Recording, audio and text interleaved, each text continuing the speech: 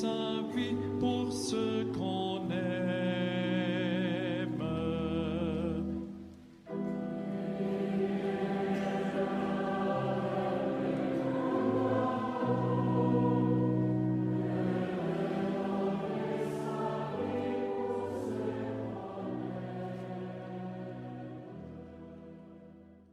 Évangile de Jésus-Christ selon saint Jean. En ce temps-là, Jésus déclara : « Moi, je suis le bon pasteur, le vrai berger, qui donne sa vie pour ses brebis. Le berger mercenaire n'est pas le pasteur, les brebis ne sont pas à lui. S'il voit venir le loup, il abandonne les brebis et s'enfuit. Le loup s'en empare et les disperse. Ce berger n'est qu'un mercenaire, et les brebis ne comptent pas vraiment pour lui. Moi, je suis le bon pasteur. Je connais mes brebis, et mes brebis me connaissent, comme le Père me connaît, et que je connais le Père.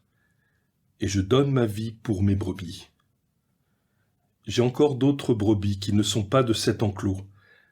Celles-là aussi, il faut que je les conduise. Elles écouteront ma voix. Il y aura un seul troupeau et un seul pasteur. Voici pourquoi le Père m'aime, parce que je donne ma vie pour la recevoir de nouveau. Nul ne peut me l'enlever, je la donne de moi-même. J'ai le pouvoir de la donner, j'ai aussi le pouvoir de la recevoir de nouveau. Voilà le commandement que j'ai reçu de mon Père.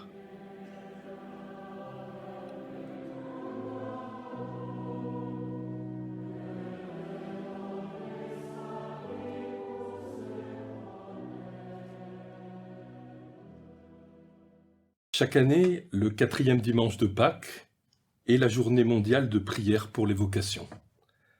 Chaque année, on nous donne à contempler le Jésus comme berger de son Église. Et chaque fois, c'est en nous faisant entendre, tiré de l'évangile de saint Jean, un passage du discours de Jésus où il se présente comme le bon, plutôt le beau berger. L'évocation d'un pasteur et de ses brebis, ça touche facilement notre sensibilité, notre imagination.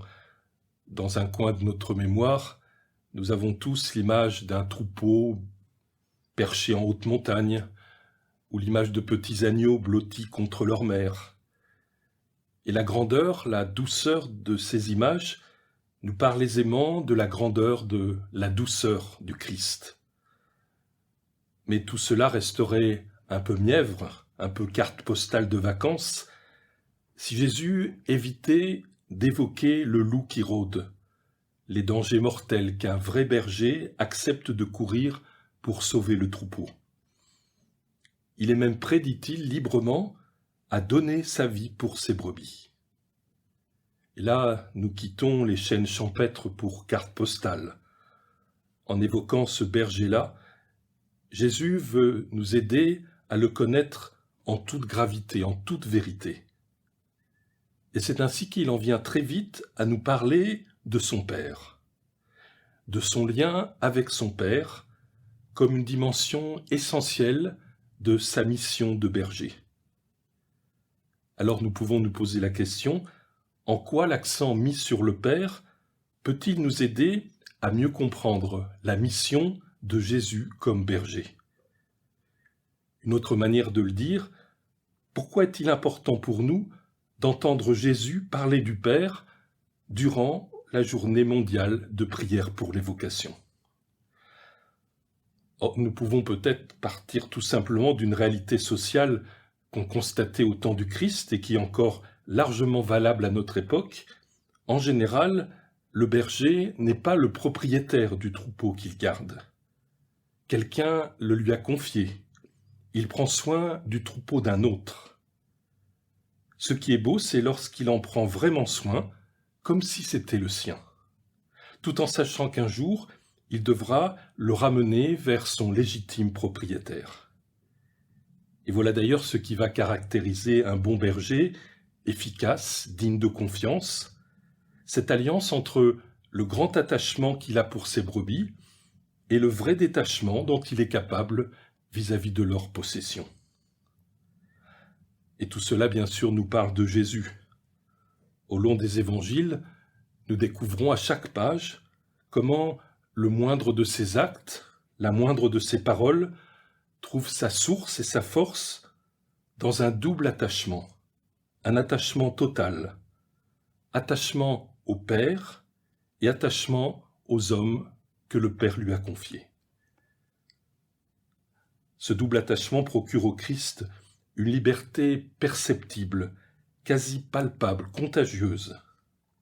Oh, bien sûr, Jésus séduit, Jésus attire, il touche l'intelligence et le cœur des foules.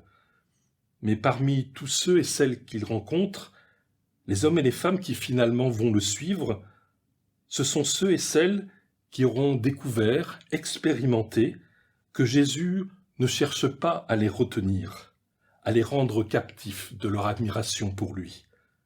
Jésus est séduisant, mais il n'est pas séducteur. Il attire à lui, mais c'est pour qu'on s'attache à un autre que lui. Ceux et celles qui viennent à lui, il les conduit au Père. Voilà le beau, le bon berger, celui qui se donne tout entier à ses brebis pour qu'elles accomplissent jusqu'au bout le chemin qui les mène vers le Père. Alors peut-être que nous commençons à mieux comprendre pourquoi aujourd'hui, journée mondiale de prière pour les vocations, il nous est bon d'entendre le bon berger nous parler du Père, de le voir se tourner vers celui qui lui a confié son troupeau. C'est capital pour chacun, pour chacune de nous, capital pour toute vocation. Capital pour toute vocation car au fond, à y regarder de près, l'image du berger pour la vocation est universelle. Découvrir sa vocation revient à découvrir de qui l'on va au long de sa vie être le berger. Qu'est-ce que découvrir ma vocation? L'appel reçu au plus profond de moi. L'appel qui donne pleinement sens à ma vie. Sinon découvrir sur telle ou telle étape de ma route qui m'est confié tout particulièrement, tout concrètement. Pour qui je suis appelé à consacrer mon existence.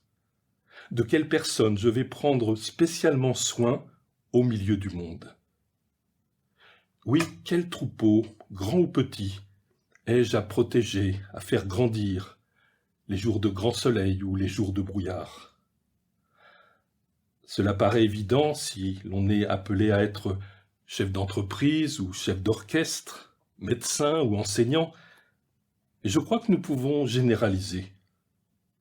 Le mariage, être marié, n'est-ce pas dans son couple être le berger l'un de l'autre? Être père, être mère, n'est-ce pas avoir en charge de nourrir, de guider, de faire grandir, de rendre robustes des enfants, c'est-à-dire des êtres initialement faibles comme de tout petits agneaux? Oui, je crois vraiment que on peut faire jouer cette image du berger dans tout l'éventail des vocations humaines, dans le monde du travail, dans la vie publique, dans la vie de l'Église, et à tous les niveaux de la hiérarchie sociale.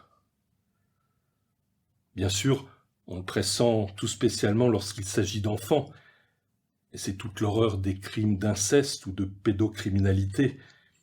Il est vital que tout berger garde en mémoire qu'il n'est absolument pas propriétaire du troupeau. Son attachement doit aller de pair avec un détachement respectueux. Le prophète de Khalil Gibran, ce poète libanais, le dit à tous les parents, « Vos enfants ne sont pas vos enfants ».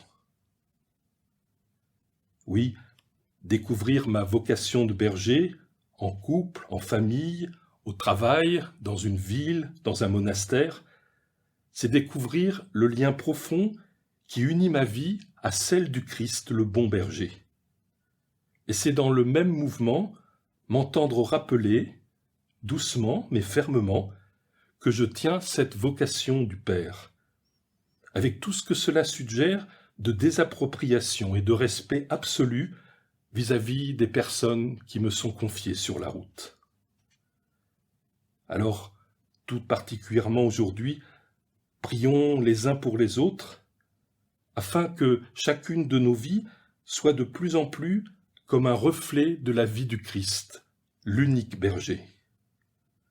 Par l'amour, la délicatesse, la vigilance, le don de soi manifesté au service du troupeau, manifesté aussi par la joie de compter sur le Père pour mettre en œuvre la vocation proposée à tous, d'aimer et de servir. Amen.